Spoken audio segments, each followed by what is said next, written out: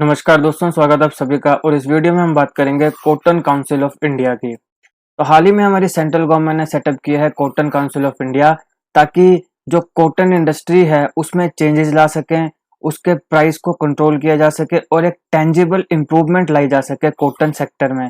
ये जो काउंसिल है कॉटन काउंसिल ऑफ इंडिया, इसको चेयर कौन करेगा? एक इंडस्ट्री वेटरन जिनका नाम है सुरेश भाई कोटक। आप में से बहुत से लोग इनको जानते होंगे, ये नाम याद रखिएगा, बहुत इंपॉर्टेंट है। मोस्ट प्रोबेबली सवाल अगर आएगा तो इसी नाम पर आएगा कि हु चेयर या हु इज द चेयरमैन और who became the chairman of cotton council of India.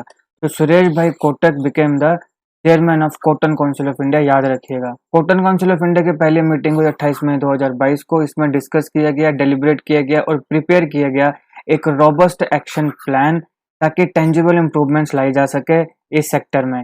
ये डिसीजन जो है, ये काफी जो कॉटन वैल्यू चेन है उसके जो स्टेक होल्डर्स हैं, यानी जो लोग कॉटन इंडस्ट्री के साथ जुड़े हुए हैं, उन सारों की मीटिंग हुई हमारे textile and commerce and industry minister Piyush Goyal ji के साथ। और उस मीटिंग में डिसाइड किया गया कि हम एक कॉटन काउंसिल ऑफ इंडिया बनाएंगे, ताकि कॉटन इंडस्ट्री में टेंजिबल इंप्रूवमेंट्स लाई जा सके। अब क्या क्या इंप्रूवमेंट्स है, ये जो काउंसिल है ये क्या क्या करेगी? Council will deliberate on actions to be taken for softening of cotton prices on an urgent basis, यानी कि सॉफ्टनिंग ऑफ कॉटन पे ये काम करेगी। फिर इसके साथ साथ unprecedented rise in cotton prices. हाल ही में देखने को मिला है कॉटन के प्राइस बहुत ज्यादा बढ़ चुके हैं। तो क्या कारण है ये जो इतने ज्यादा कॉटन प्राइस बढ़ रहे हैं, इसको कंट्रोल किया जाए। हालांकि करंट सीजन में हमने देखा कि काफी ज्यादा अनप्रेसिडेंटेड राइस हमें देखने को मिला, तो कैसे इसको कंट्रोल किया जा सकता है, इस पर यह काम करेगी। फिर it will also work to solve the issue of cotton productivity, which is the biggest challenge in the country. Despite having the largest area under the cotton cultivation, there is less cotton production.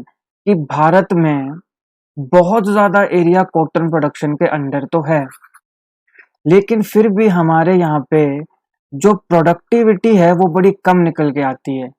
तो क्या कारण है? क्या हमें seed में कुछ बदलाव करना पड़ेगा, या फिर जो उगाने की प्रोसेस है और जो देखभाल करने की प्रोसेस है उसमें कहीं ना कहीं कमी रह जा रही है? कि इतना ज्यादा एरिया में कॉटन उगाया जा रहा है लेकिन उसकी प्रोडक्टिविटी जितनी होनी चाहिए उतनी नहीं है, बहुत ही कम है। तो क्या कारण है? तो इसके ऊपर भी पूरा अच्छे से सोच विचार किया जाएगा।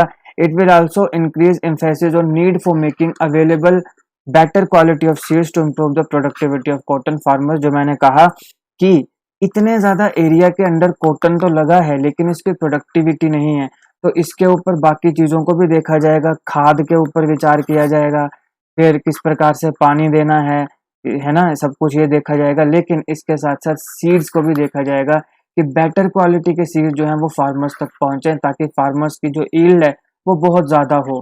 क्योंकि अगर फार्मर को ईल्ड नहीं मिलेगी तो फार्मर क्यों कॉटन की खेती करेगा? फिर तो फार्मर कोई और खेती अपना लेगा। तो धीरे धीरे फिर कॉटन एक जो हमारा जो एक हमारा जो पोजीशन है कि कॉटन जितनी ज्यादा हम बनाते हैं, प्रोड्यूस होती है इंडिया में, या जितनी ज्यादा हमारे इतनी बड़ी जो कॉटन इंडस्ट्री है हमारे यहाँ पे, खादी इंडस्ट्री हमारे यहाँ पे कितनी ज्यादा फलती फूलती है, वो सारी कैसे काम करेगी? कॉटन भी हम बाहर से लाना पड़ेगा अगर ऐसे ही चलता रहा तो। क्योंकि फार्मर को देखो ना, कई बेचारे ऐसे फार्मर्स होते हैं जो बैंक से लोन लेके खेती बाड़ी करते हैं, ताकि अच्छी उपज आएगी, अच्छी प्रोडक्टिविटी आएगी, तो हम फिर पैसा कमाएंगे और बैंक को पैसा भी लौटा देंगे। तो अगर प्रोडक्टिविटी नहीं हुई तो फार्मर तो करेगा नहीं, और यही कारण होता है कि फार्मर फिर सुसाइड कर लेते हैं।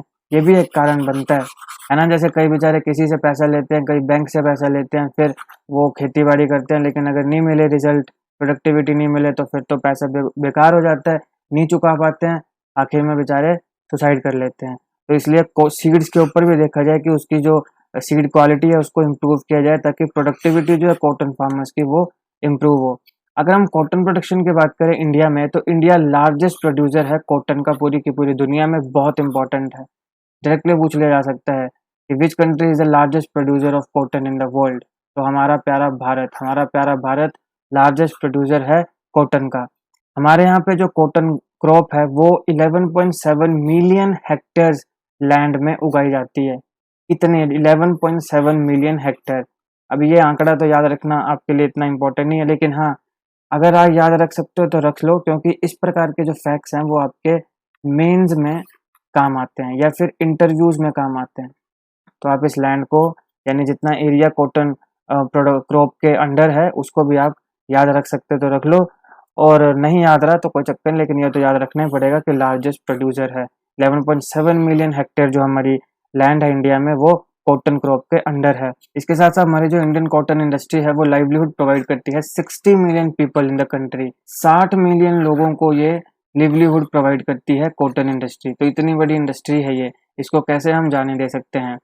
अब देखो, अगर हम अपने भारत की बात करें तो भारत में जो हमारा सेंट्रल जोन है, ये बिगेस्ट प्रोड्यूसर है आपके कॉटन का।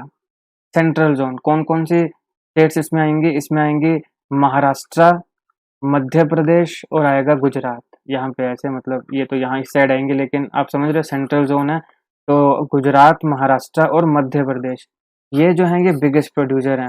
इसके बाद सदर्न जोन की अगर हम बात करें तो फिर हमारे पास आता है कर्नाटका, तेलंगाना, आंध्र प्रदेश और तमिलनाडु।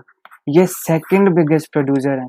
फर्स्ट बिगेस्ट प्रोड्यूसर जो है हमारे, वो सेंट्रल जोन में आती है, देखिए महाराष्ट्र, गुजरात और मध्य प्रदेश। और फिर सदर्न जोन में आपके पास आता है कर्नाटका, तेलंगाना, आंध्र प्रदेश और तमिलनाडु। यहाँ पे सबसे ज़्यादा कॉटन उगाया जाता है। सबसे पहले आती है सेंट्रल जोन, दूसरे नंबर पर सदर्न जोन, और ये स्टेट्स हैं।